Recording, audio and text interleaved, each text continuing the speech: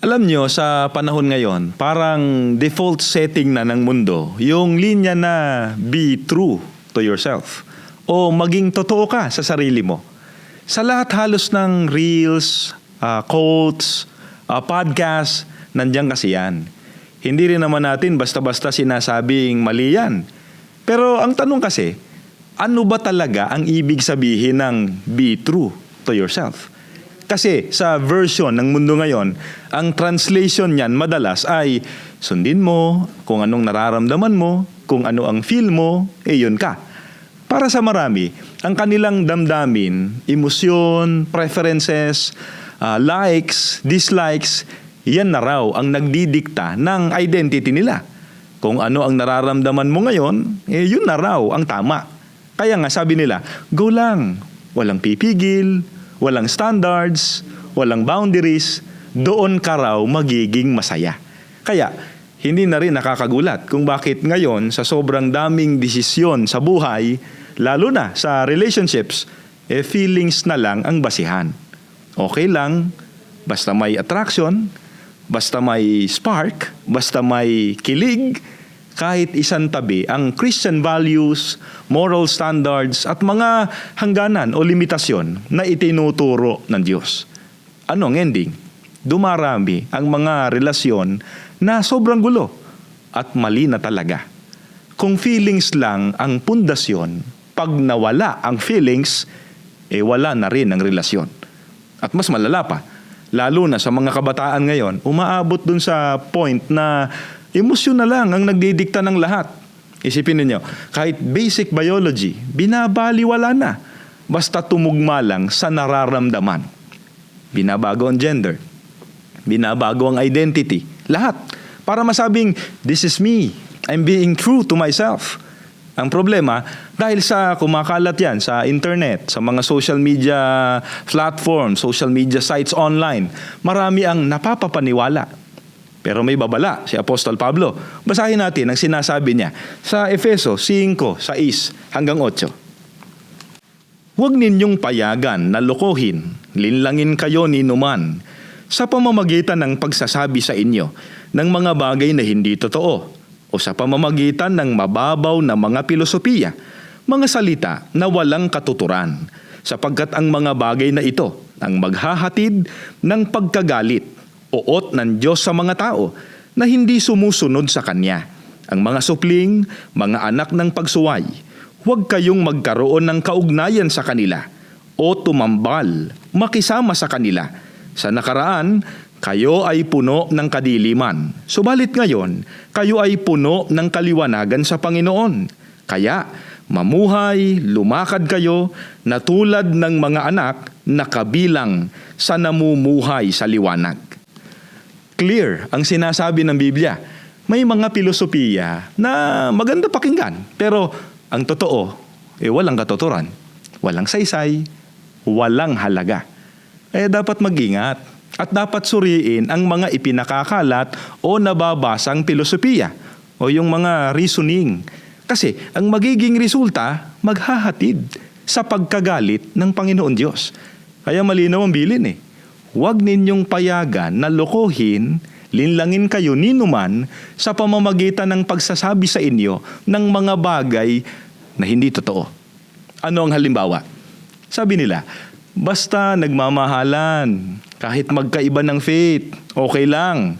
Pero ang sabi ng Diyos, sa 2 Korinto 6:14, huwag mag-aasawa nang di ka panampalataya. Sabi nila, pag di na masaya, sa buhay may asawa, maghiwalay na. Pero ang sabi ng Biblia, ang pinapagsama ng Diyos ay huwag papaghiwalayin ng tao. Sabi nila, love is love. Paano kung same-sex marriage? Basta nagmamahalan. Magsasama kami. Pero ang sabi ng Biblia, lalaki at babae lang ang pinapagsama bilang mag-asawa. Kaya, kung may magsasabing be true to yourself o follow your heart, pero ang ending, paglabag sa mga utos ng Diyos, klaro hindi iyon ang dapat nating sundin. Pero may magsasabi pa rin, malinis naman ang puso ko. Hindi naman ako magkakamali kung ito ang susundin ko. Tama ba yon? Pakinggan natin mismo ang sabi ng Panginoong Hesukristo sa Marcos 7:21 hanggang 23.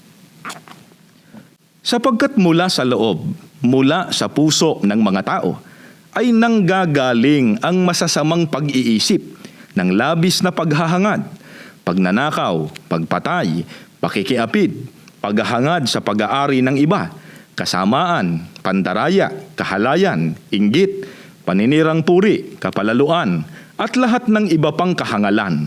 Lahat ng napakasasamang bagay na ito ay nanggagaling mula sa loob. Ang mga yan ang nagpaparumi sa inyo at ginagawa kayong hindi karapat-dapat sa Diyos.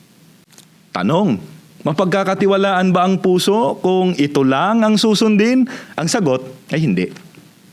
Aminin natin, ilang beses na tayong nagdesisyon, yung tipong bahala na, go lang, sige na nga. Ang sabi nga nila ay bugso ng damdamin. Pero ano ang kinahinatnan pagkatapos? Hindi ba? Pagsisisi. Kaya ang pusong walang gabay, hindi kapayapaan ng dala, kaguluhan. At ang mas malala pa, galit ng Panginoon Diyos. Kailan tatama ang salitang follow your heart na hindi ka mapapahamak kapag ang sinunod mo ay ang bagong puso na hinubog na ng mga salita ng Diyos. Gaya ng nakasulat sa Ezekiel 11:19 hanggang 20. Bibigyan ko sila ng bagong puso at bagong espiritu. Ang masuway nilang puso ay papalitan ko ng pusong masunurin upang lumakad sila ayon sa aking mga tuntunin at sumunod sa aking mga utos. Sa gayon, magiging bayan ko sila at ako ang magiging Diyos nila. Para sa tunay na Kristiyano, hindi sariling feelings ang nagdidikta ng kanyang buhay, kundi ang Diyos. Sa pagsunod sa gusto ng Diyos, doon kasi nanggagaling ang tunay na fulfillment. Hindi sa pagsunod sa gusto mo, kundi sa pagsunod sa kalooban niya. Gaya ng sinasabi ni Apostol Pedro sa unang Pedro 4:2 hanggang 3. Upang huwag na kayong mga buhay sa laman sa inyong nalalabing panahon, sa mga masamang pita ng mga tao, kundi sa kalooban ng Diyos, sapagkat sukat na ang nakaraang panahon upang gawin ang hangad ng mga hintil at lumakad sa kahalayan, sa mga masamang pita, sa mga paglalasing, sa mga kalayawan, sa mga kayamuan, at sa kasuklam-suklam na pagsamba sa mga Diyos-Diyusan. Paano naman yung sinasabi ng iba na, paano naman yung aking sariling opinyon? Yung aking pinaniniwalaan, yung aking preferences. Kahit si Apostol Pablo, may sarili ring opinyon, sariling preferences, may sariling feelings, pero ano ginawa niya? Isinantabi niya ang lahat ng yon. I-disregard niya yon at pinili niya ang katwiran ng Diyos. Sabi niya sa Pilipos 3:9 ng ganito, at ako'y masumpungan sa Kanya na walang katwirang aking sarili sa makatwid bagay sa kautusan, kundi ang katwirang sa pamamagitan ng pananampalataya kay Kristo, ang katwiran ngang buhat sa Diyos sa pamamagitan ng pananampalataya. Yun ang kaibahan ng tunay na Kristiyano. Kaya malinaw ang being true to yourself para sa mga tunay na Kristiyano, hindi lang pagsunod sa sariling feelings. Ito ay pagiging tapat sa kung sino ka talaga. Isang tagasunod ni Kristo. Oo, mahirap minsan talikuran ang nararamdaman, pero sa tuwing pinipili mo ang gusto ng Diyos, kaysa sa gusto mo, hindi ka lang nagiging totoo sa sarili mo. Nagiging totoo ka rin sa Diyos na humuhubog sa iyo para sa ikabubuti mo. At yan ang tunay na kahulugan ng be true to yourself.